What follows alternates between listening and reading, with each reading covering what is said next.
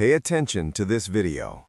What you are about to see will later be reinterpreted in a way that changes how this case is understood. The footage comes from a fixed residential security camera mounted above the front door of a duplex on Willow Lane in Brookhaven, Ohio. The date is October 17, 2023. The timestamp reads 9:42 p.m. The camera faces a narrow concrete walkway leading from the sidewalk to the door. The image is steady. No audio is recorded. At 9:42 and 06 seconds, a man enters the left edge of the frame. He is later identified as Harold Bennett, age 78. He is walking slowly, using a cane in his right hand. His steps are measured. He pauses once, then continues forward. At 9:42 and 14 seconds, a woman appears beside him. Her name is Laura Mills. She is 34 years old. She walks slightly behind him, matching his pace. Her hands remain visible. She does not touch him. At 9:42 and 28 seconds, they stop in front of the door. Harold adjusts his grip on the cane. Laura looks down at the ground, then up toward the doorframe camera. Her face is fully visible for 2 seconds. At 9:42 and 41 seconds, Harold unlocks the door. He steps inside. Laura remains outside. At 9:42 and 49 seconds, Laura steps forward, places her hand on the door, and pulls it closed. She stands still for a moment. At 9:42 and 57 seconds, she turns away from the door and exits the frame. This is the last time Laura Mills is seen alive. 8 days later, October 25, 2023. At 6:18 a.m., the Brookhaven Police Department receives a call from a prepaid cell phone. The caller does not give a name. The voice is calm. The call lasts 19 seconds. The caller provides a location, an address on the east side of town, a detached storage garage behind a closed hardware store. The caller disconnects before questions can be asked. At 6:41 a.m., 2 patrol units arrive. The garage door is partially open. There are no signs of forced entry. The padlock is missing, but the latch is intact. Inside, officers find a body. It is identified later that morning as Laura Mills. No cause of death is released to the public. No immediate suspect is named. By noon, yellow tape surrounds the property.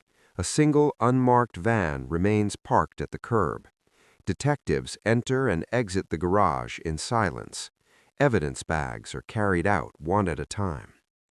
That afternoon, Brookhaven police confirmed that Laura Mills had been reported missing 3 days earlier. The missing persons report was filed by a coworker.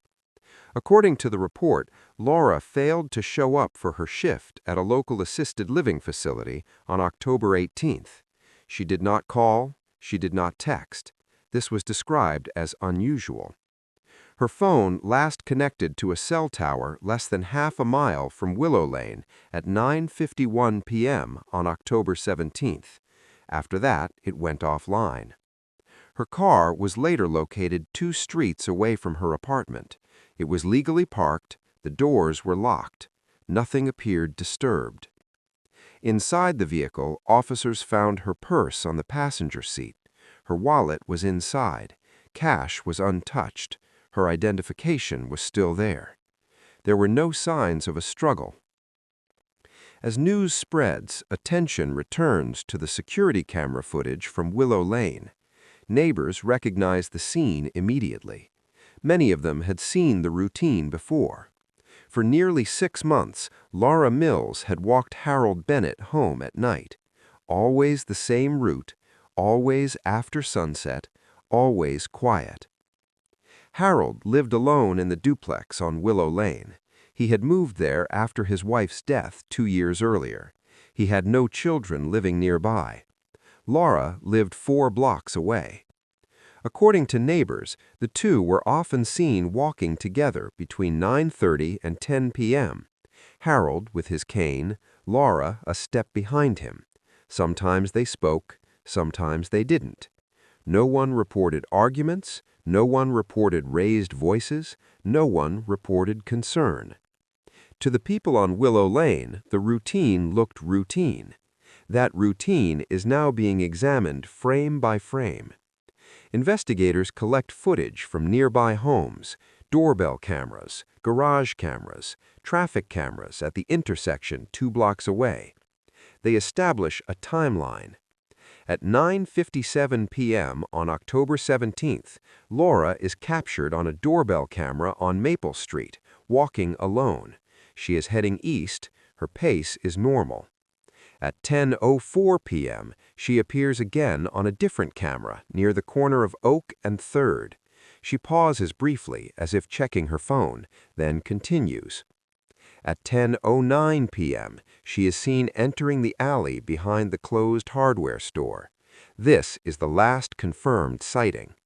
The alley camera does not cover the interior of the garage. There is a gap. During that gap, nothing is recorded. As investigators work backward, they begin interviewing people connected to Laura Mills.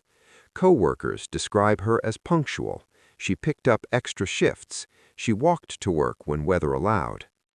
Friends say she did not drink much. She did not use drugs. She did not talk about leaving town. Her phone records show no outgoing calls after 9:51 p.m., no messages sent, no rideshare requests. At the duplex on Willow Lane, Harold Bennett is interviewed the same day Laura's body is found. He confirms the walk on October 17th. He says it was like any other night. He says Laura walked him to the door. He says he went inside. He says he did not see her again. His statement matches the footage.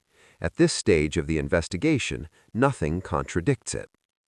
There are no signs of forced entry at his home, no evidence placing him at the garage, no witnesses connecting him to Laura after 9:42 p.m. Still, investigators note something: the anonymous call. The caller knew exactly where to find Laura. The location was not random. The garage was not visible from the street. The door was not fully open. Someone wanted the body found. Why it took 8 days remains unclear, and why that call was made at that time from a phone that would never be traced is a question that will linger over every part of this case. From this point forward, the story of Laura Mills is no longer about a disappearance. It is about what happened in the silence between 2 camera frames. Laura Mills moved to Brookhaven 5 years before she disappeared. She rented a small 1-bedroom apartment above a closed dental office on 3rd Street. The lease was in her name only. Utilities were paid on time.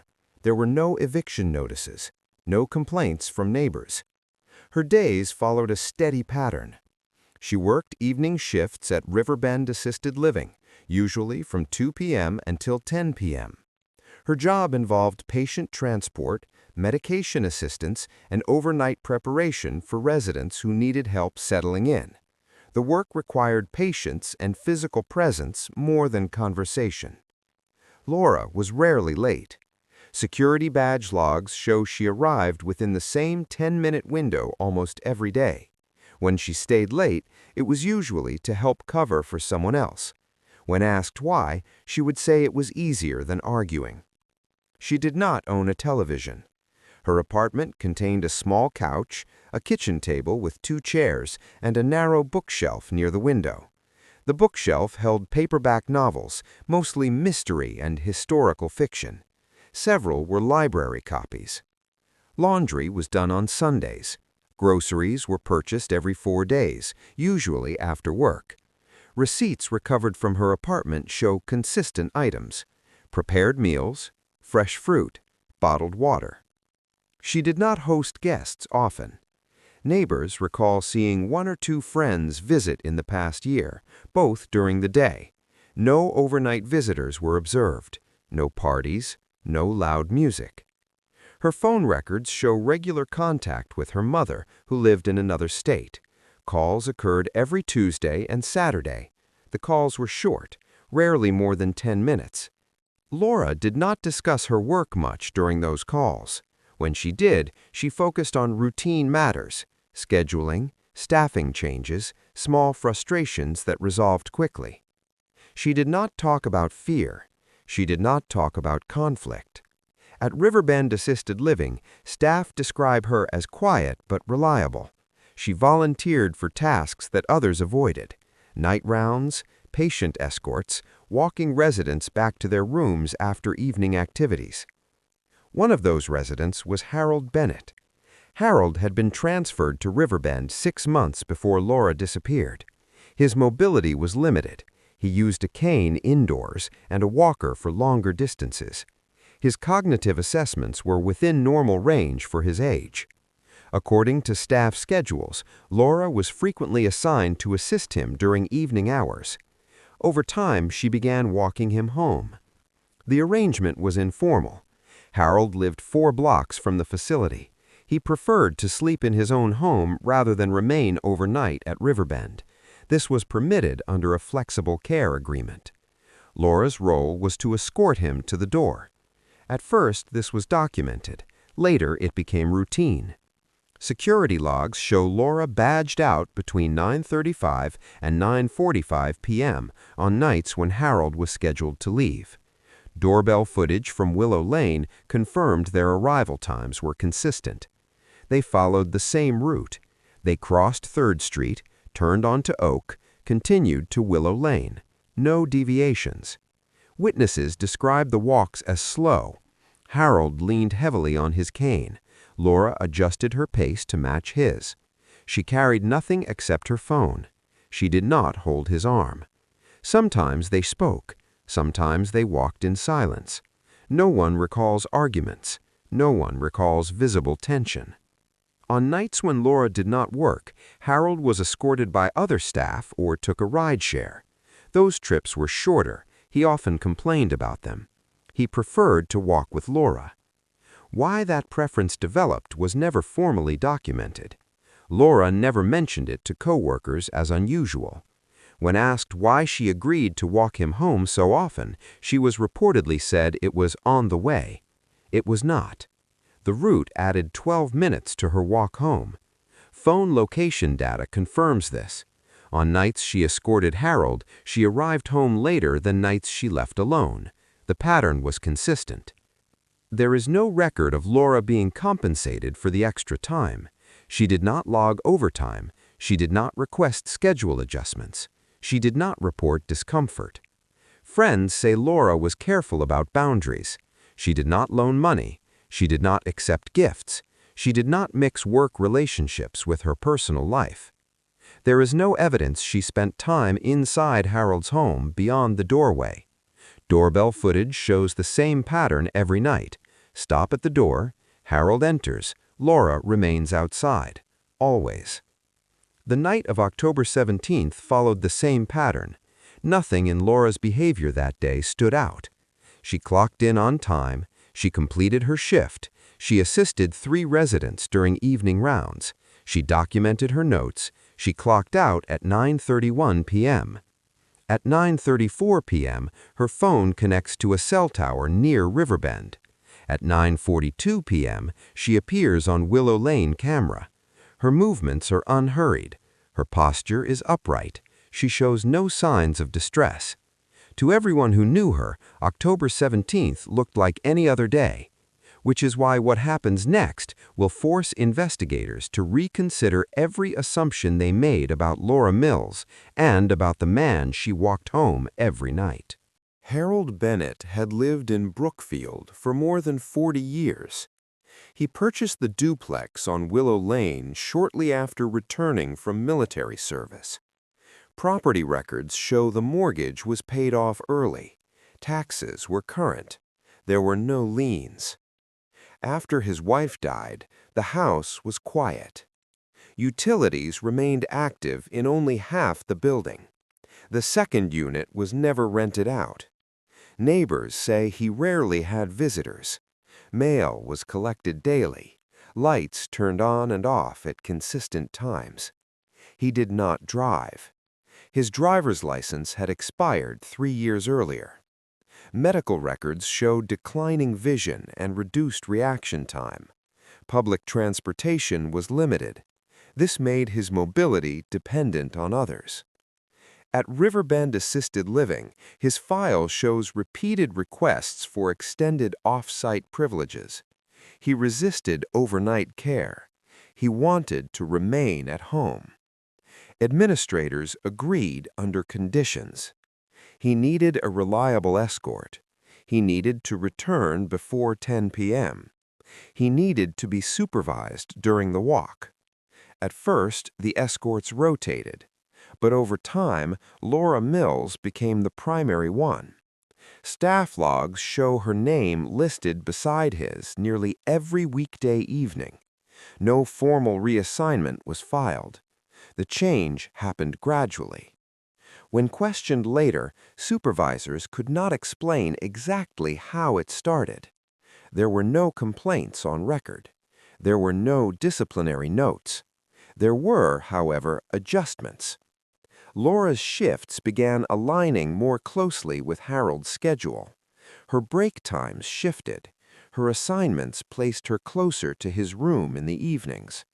None of these changes violated policy on their own. Together, they formed a pattern. Phone records show Harold called Laura's number twice outside of work hours in the weeks before her disappearance. The calls were brief, less than 30 seconds. No voicemails were left. Laura did not return the calls. There is no record of her blocking his number. Co-workers recall Harold asking about Laura on nights she was not scheduled. He would ask when she would be back. He would say he preferred walking with someone familiar.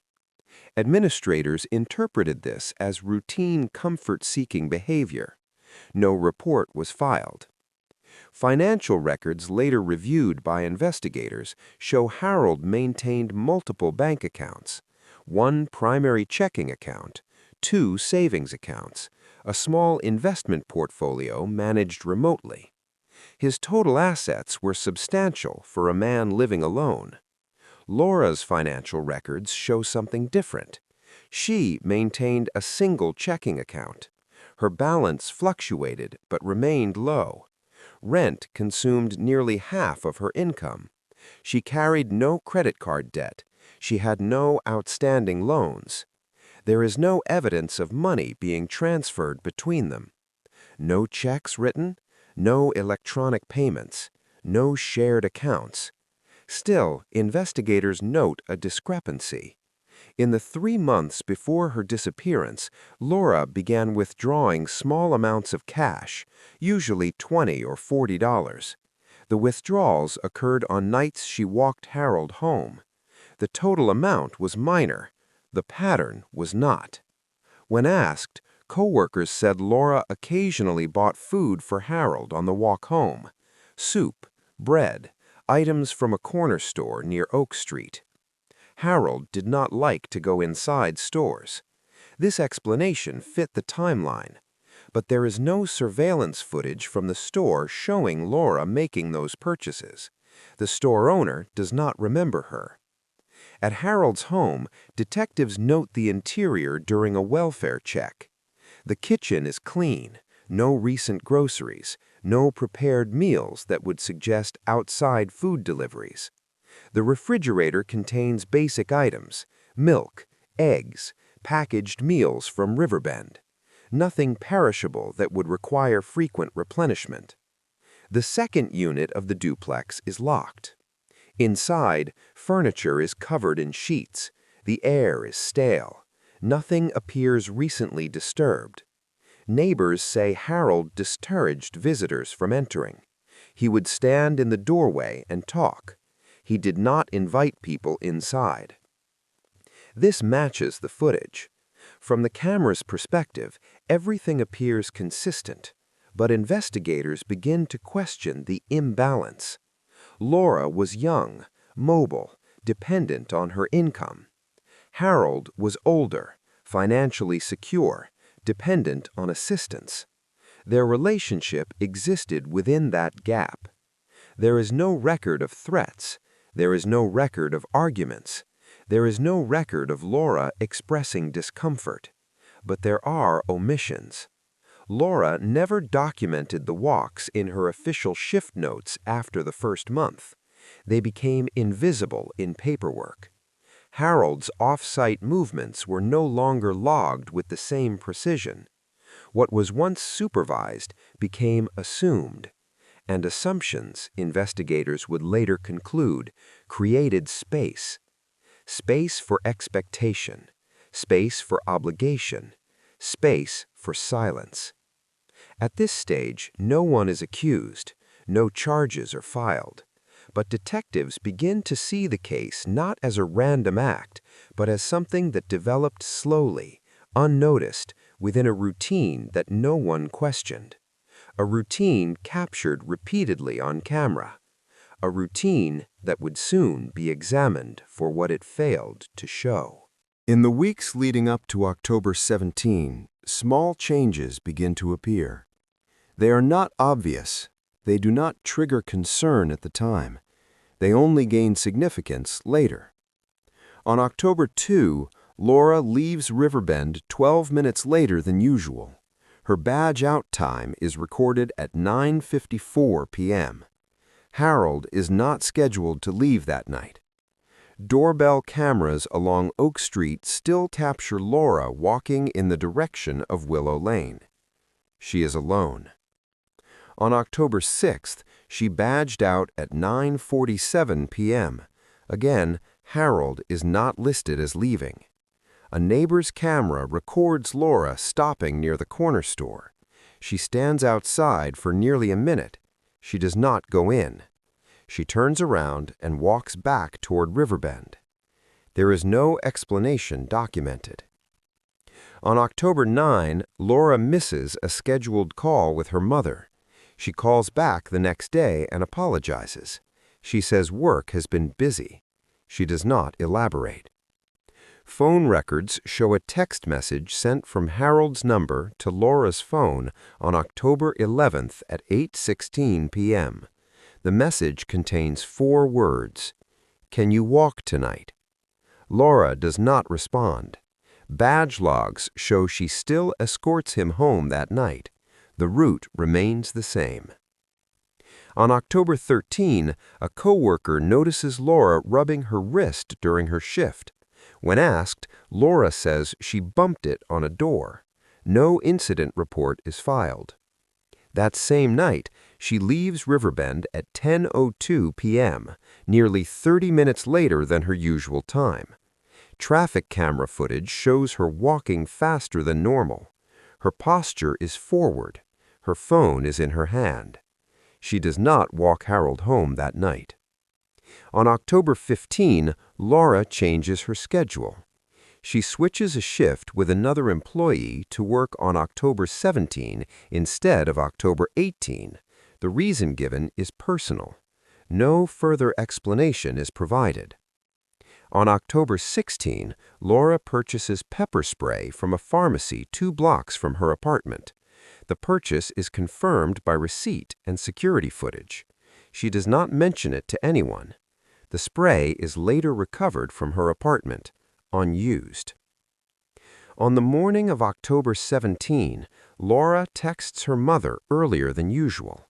The message is brief. She says she will call later. She does not. At Riverbend that afternoon, nothing unusual is noted in her work performance. She completes her tasks. She assists Harold with preparing to leave. According to staff, Harold seems impatient. He repeatedly asks what time it is. He watches the clock near the nurse's station. At 9:28 p.m., Laura signs him out. At 9:31 p.m., Laura badges out. At 9:34 p.m., her phone connects to a tower near Riverbend. At 9:38 p.m., a traffic camera captures Laura and Harold crossing 3rd Street. They are walking closer together than usual. Laura's pace is slower. At 9:42 p.m., they arrive at Willow Lane. The doorbell footage shows nothing unusual. Harold enters the house. Laura closes the door. She stands still. Then she turns and walks away. At 9:51 p.m., Laura's phone connects to a tower near Oak Street. At 9:57 p.m., she is captured on Maple Street walking alone. At 10:04 p.m., she pauses at Oak and 3rd. She looks down at her phone. She does not type. At 10:09 p.m., she enters the alley behind the closed hardware store. She is not seen again. No one reports hearing anything that night. No calls are made to police. No alarms are triggered. At the time, nothing about October 17 appears urgent. It looks like a routine evening, a familiar walk, a quiet goodbye. Only later will investigators realize that nearly every detail of that night, from the shift change to the purchase receipt to the missing text replies, forms a chain. And once that chain is examined closely, it leads somewhere no one initially expected. For the first 3 weeks of the investigation, detectives focus on what happens after 9:42 p.m. They treat the Willow Lane footage as an endpoint. Laura walks away. She continues alone. Something intercepts her later. That assumption holds until a forensic review of the footage reveals something that was missed, not what is visible, what is absent. When analysts slow the Willow Lane video frame by frame, they notice Laura's behavior at the door. At 9:42 and 41 seconds, Harold unlocks the door. At 9:42 and 49 seconds, Laura pulls it closed, but there is no lock sound. The door does not latch. The frame shows the door resting against the jamb, not fully sealed. This detail is subtle. It requires magnification to confirm. It changes the sequence. Investigators return to the duplex. They test the door. It can be pushed open silently if not fully latched. The camera does not capture the interior. It only captures the threshold. When Harold was first interviewed, he stated that Laura left immediately. The footage supports that, but it does not prove she never went back inside. Cell phone data introduces another inconsistency. Laura's phone connects to a tower near Oak Street at 9:51 p.m. But between 9:42 and 9:51, her phone records no movement. It remains stationary for 9 minutes. That location overlap includes Willow Lane. Investigators had assumed she was walking. She was not. They re-examine Harold's phone. At 9:44 p.m., his phone unlocks. At 9:46 p.m., it locks again. He claimed he went straight to bed. Inside the duplex, detectives locate something else, a small rug near the entryway. It has been recently cleaned. Underneath, luminol testing reveals trace patterns consistent with movement, not a spill. Not enough to determine cause, enough to confirm presence. The theory shifts. Laura did not leave immediately. She returned inside. Why is still unknown. What happens next does not involve force. There are no signs of a struggle in the house. No neighbors report noise. The crime does not unfold at Willow Lane. It begins there. What investigators uncover next reframes the entire walk-home routine. Financial records reveal that 2 weeks before her disappearance, Harold added Laura Mills as a contingent beneficiary to one of his savings accounts. The amount is significant. This was done in person at a local branch. There is security footage. Laura is present. She stands behind him. She does not approach the desk. Her signature is not on the document, but her name is typed. When confronted with this, Harold says it was a thank you. He says she refused money, so he chose something else. He says she didn't know. Investigators do not challenge that statement publicly. Then the anonymous call is analyzed again. Voice pattern analysis suggests the caller altered pitch electronically, but the cadence remains. The caller pauses in the same places Harold does when he speaks. The words are carefully chosen, not emotional, not hurried, precise. The garage location is traced to a property Harold once owned decades earlier, sold, forgotten, except it wasn't.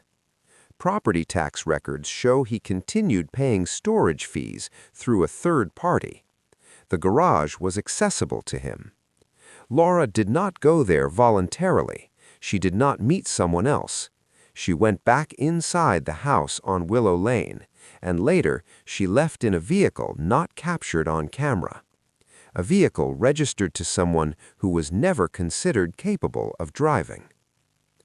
The twist is not violence, it is misdirection. The cameras showed what Harold wanted them to show: a routine ending, a clean goodbye. What they did not show was the moment Laura realized that the walk home had never been about safety. It had been about access. And once that access was questioned, the routine ended, not on the sidewalk, but behind a door that never fully closed. Once the theory shifts, the investigation narrows. Detectives stop asking what happened after Laura left Willow Lane. They start asking why she went back inside. The answer does not come from a confession. It comes from records that had been overlooked because they appeared ordinary. The first breakthrough involves timing. Investigators reanalyze the doorbell footage from Willow Lane across multiple nights, not just October 17. They compare Laura's behavior at the door over a 6-month period. There is a pattern. On most nights, Laura waits until the door fully closes before turning away. She stands still for 1 to 2 seconds, then she leaves. On October 17, she does not wait. She pulls the door toward her. She releases it early. She pauses longer than usual. That pause had been dismissed as hesitation.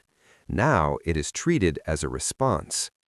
Investigators believe Harold said something from inside the doorway, something that caused her to stop. What that was is never recorded, but phone data adds context. At 9:43 p.m., Laura's phone screen turns on. There is no outgoing call, no text typed, just activation. This suggests she anticipated a conversation, not an immediate departure. Next, investigators re-examine Laura's work communications.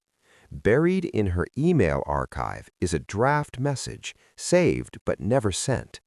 It is time-stamped October 16 at 11:12 p.m. It is addressed to a Riverbend supervisor. The message is short. It references off-site escort boundaries and pressure to continue walking arrangements. It ends mid-sentence. Laura never sent it. There is no follow-up. Investigators then revisit Harold's physical limitations. While his license had expired, medical assessments show he was still capable of driving short distances during daylight hours. He had stopped driving by choice, not by restriction. In his garage, hidden behind stored boxes, detectives find a vehicle, an older sedan. The registration is current. The odometer shows minimal recent use, but traffic camera footage from the night of October 17 captures that vehicle passing through an intersection near the hardware store at 10:02 p.m. The driver is not visible. The license plate is. This contradicts Harold's earlier statement. When questioned again, Harold changes his account. He says Laura came back inside to talk. He says she was upset. He says she asked about the bank paperwork. He says she threatened to report him. According to Harold, she left after that. Investigators do not believe this version, because Laura's phone never moves again after 10:09 p.m., because the garage door shows no sign of forced entry, because the anonymous call provided information only someone with long-term access to the property would know. The final piece comes from a maintenance worker at Riverbend. He recalls Harold asking about camera blind spots weeks earlier. At the time, it seemed like curiosity. In hindsight, it was preparation. The cameras did not miss the crime. They were used to frame its boundaries. They showed the walk, they showed the goodbye, they showed the illusion of safety. Everything beyond that was intentionally placed outside their view.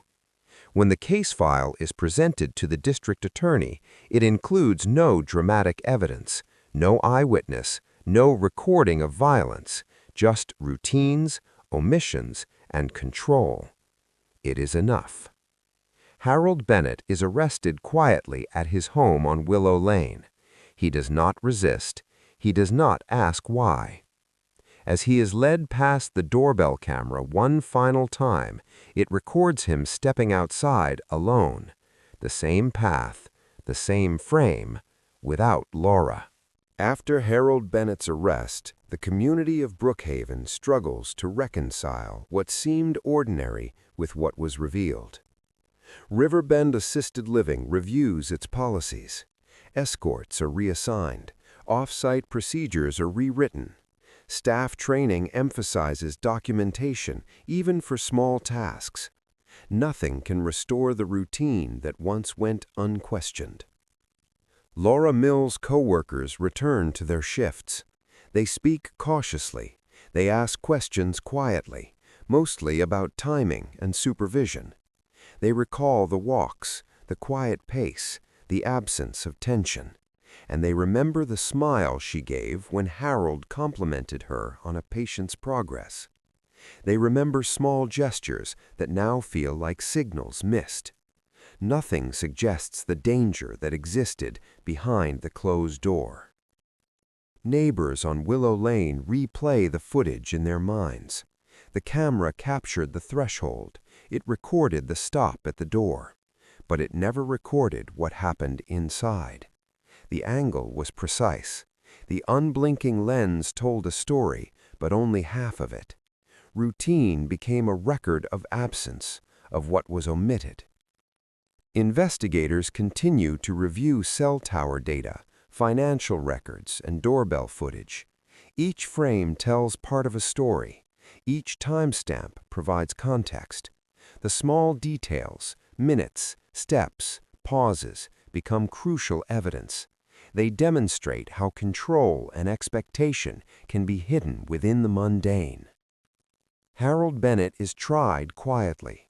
There are no dramatic courtroom scenes, no confessions recorded. The evidence is circumstantial yet meticulous. Logs, timestamps, and patterns. Expert testimony outlines the routine, the behavioral dependency, and the access that allowed the disappearance to happen. It is methodical, precise, and chilling in its restraint. In the aftermath, Riverbend and the Brookhaven Police Department institute stricter off-site monitoring. Cameras are repositioned. Every escort is documented in real time. Policies change, procedures tighten, but the quiet question remains. How many other routines, captured on camera yet assumed safe, may hide the same invisible truth? For the community, the image of Laura Mills walking beside Harold Bennett is now permanent, not because of what she did, but because of what she did not see. Each step recorded on that October night is a reminder of the fine line between routine and risk, between trust and silence. Her walks, her care, her quiet presence, these became evidence in themselves. The same footage that once seemed ordinary is now studied endlessly. Her gestures, her pauses, the slight hesitations, all magnified in retrospect. Every frame tells a story she cannot tell.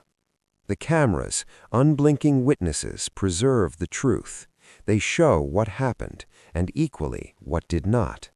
They remain as silent reminders that safety can be assumed, but control can be hidden behind routine.